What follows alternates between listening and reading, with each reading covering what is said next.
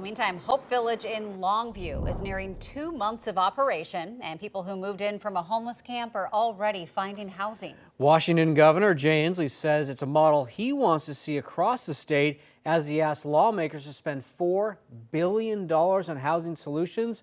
Our Brandon Thompson going beyond the headlines and what this means for Inslee's goals. Yeah, it's just one part of what the governor wants not only lawmakers but citizens as well to approve. Now, this is Hope Village in Longview before it opened 8 weeks ago. And to the left, that was an encampment that people who operate this facility say left people who are homeless, vulnerable, and unsafe. Now, 50 people from that camp are living in these tiny homes on a path to housing. 3 people have already found permanent housing in that time.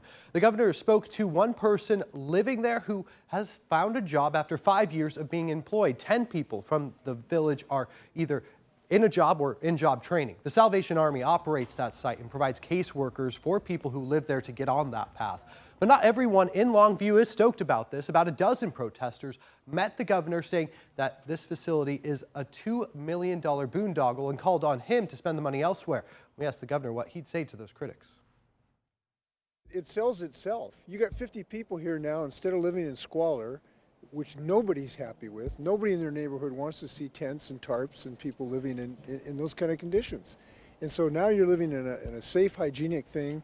It has it's helped to reduce crime as well. And it gets people off of chemicals, deal with their mental health problems and get them back to work. How can you not think that's a good thing for everybody?